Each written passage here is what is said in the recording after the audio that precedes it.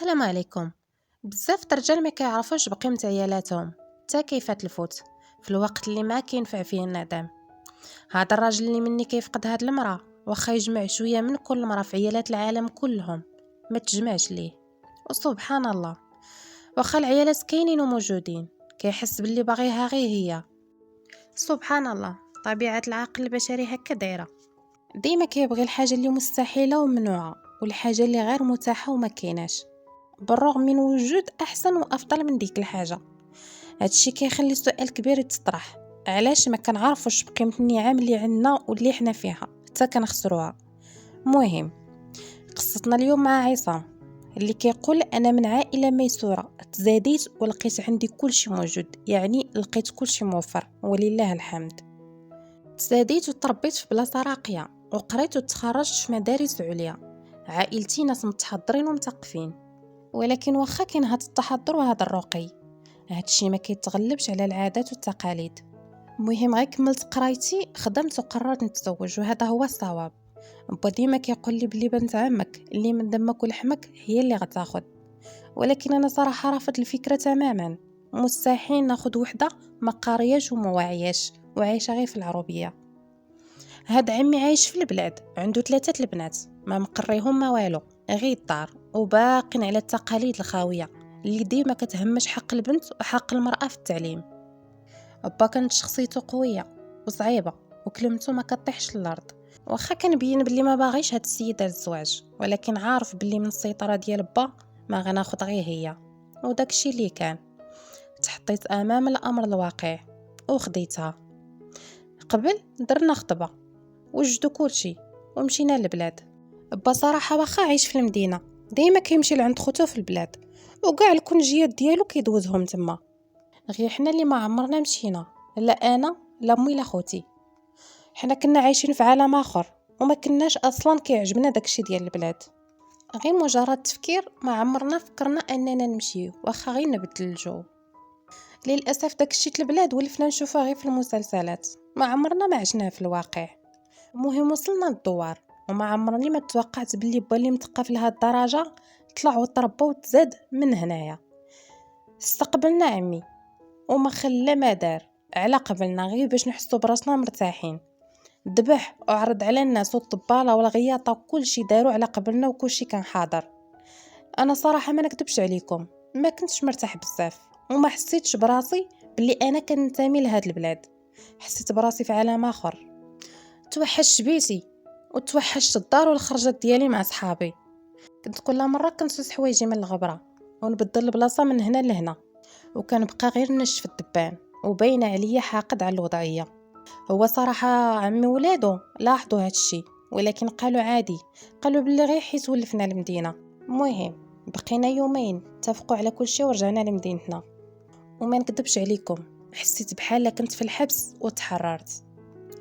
ومن طبيعة الحال البنت باقي ما شفتهاش، واخا بنت عمي ما كنعرفهاش وما عمرني شفتها، وبحكم التقاليد اللي عندهم حتى الخطبه رسميه عادي يمكن ليا نشوفها. مورا ما رجعنا بشهر بدينا كنوجدوا الخطوبه رسميه، وكان الشرط ديالي ان با يوافق على اي حاجه درتها واي حاجه نبغي نديرها. رفضت خطوبتي تكون في البلاد، واشترطت نكري اوطيل هنا ونعرض كاع على صحابي والمعارف ديالي. با سكت ما قال والو، مع العلم هو كان باغي يكون كلشي لهيه على الاصول مع العائله ديالو.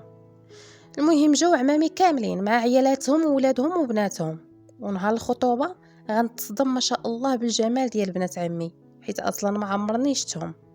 راكم عارفين الناس ديال الجبال البيوضيه ما شاء الله، زعرات وفي البرد يحمروا ليهم حنيكاتهم، الله يحفظهم. هكا دايرات. مورا الخطوبه بالضبط تزوجنا، ما طولناش بزاف، درت عرس ولا في الاحلام. ولكن نورا اللي هي مراتي كانت كتحس باللي اي حاجه كنديرها كنبالغ فيها وماشي ضروريه، وشافت باللي كون عرست في البلاد كان عرسها غيكون احسن من هذا. المهم تزوجت وكل شيء داز بخير، ولكن صراحه بحكم انني ما كنتش مقتنع بها بزاف كنت ديما كنتعامل معها بورود وكنعتبرها زايده ناقصه، وهي ديما كتبقى غير ساكته ما كتهضرش وشخصيتها ضعيفه، وهادشي هو اللي كيمرضني منها. انا ما بغيتهاش تكون بحال هكا، بغيتها تكون عندها شخصيه وتكون قويه. الهم الوحيد اللي عندها هو الدار والشقة والماكله والصابون وكاع الاحتياجات ديال الدار. هادشي كامل كديرو على حقه وطريقه، ولكن لا غير.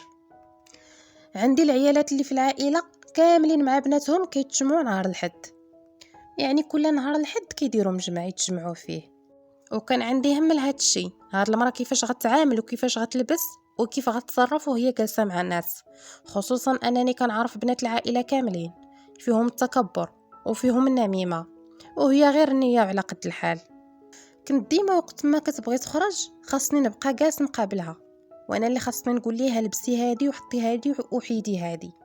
كانت عندي معاناه معاها. مشات مع اختي وكل مره كنصوني ليها وكنقول لها نورا كيفاش دايره مع الناس. قالت لي بلي لاحظت شي وحدينات كيتغامزوا بيناتهم عليها، ولكن هي كاع ممسوقه ليهم وهي غير نيه وقلبها ابيض.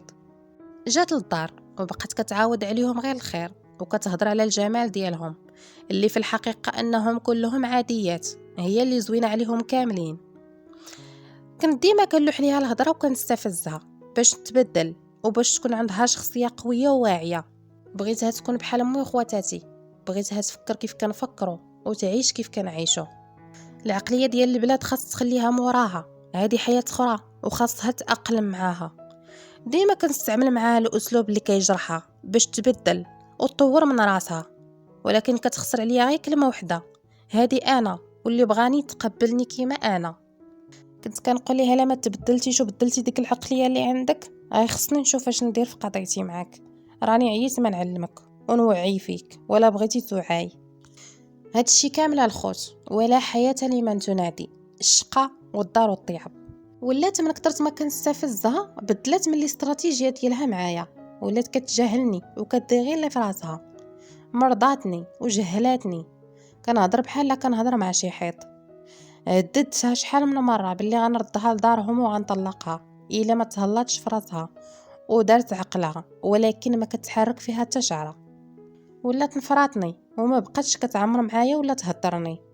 قلت لها هادشي اللي كندير معاك وهادشي اللي كنقول لك كنقول لك غير باش تحسني وتبدلي من عقليتك. صراحه حرت ما عرفتش باش نرضيها، وهي اصلا ما كتعرفش الكادو الغالي من الرخيص، وهي اصلا ماشي ماديه من الاخر. درت لها مفاجاه وعرضت على دارهم كاملين جاو عندي للدار يتعشوا معاها، وبغيتها غير تفرح شويه. فعلا شافتهم وفرحت بهم، تعشوا وفرحوا وضحكوا. مني بغاو يمشيو قالت لي بغيت نمشي مع دارنا نبدل الجو شويه ومن بعد جي ديني. قلت لها ماشي ضروري، انا غنخرجوك ونسارك فين ما بغيتي غنديك. وكانت مصيره تمشي. المهم تحرشت قدام خوتها وباها وخليتها مشات. دازت سيمانه مشيت نجيبها وما بغاتش ترجع معايا. ما نكذبش عليكم، الدار خوات بلا بيها، واخا كانت عنيده معايا ولكن ولفتها، والقنت اللي شفت فيه في الدار كتبان ليا فيه. هي شاده في هضرتها وحلفت ما ترجع. قالت بلي هي ما كتناسبنيش، وقالت لي خد شي وحده من سهمكم، حنا غير ناس بساط ودراوش وراضيين بحياتنا الحمد لله. وصراحه حتى الهضره اللي كنت كنقول لها جرحاتها. عييت ما نحلف ليها بلي داكشي اللي كنت كنقول ما كانش من قلبي، كنت بغيت غير ندير فيها النفس وصافي، ولكن ما تصرطاتش ليها. المهم يأس منها وتا حاجه ما نفعت معاها. درت لي هذاك الشيء اللي بغات وطلقتها، وكانت اصعب فتره في حياتي. من بعد مده قالوا لي بلي تزوجات بشي واحد من ديك البلاصه اللي هي فيها وفرحانه ومرتاحه في زواجها. انا صراحه لحد الان باقي ما نسيتهاش، وحس باللي خسرت جوهره ما كتعوضش، ظريفه ومربيه وعيبها بعيد. ولكن لما الظاهر عماوني وبغيتها تعيش حياتها على هوايه، ومتاكد 100% باللي عمرني ما غنلقى بحالها.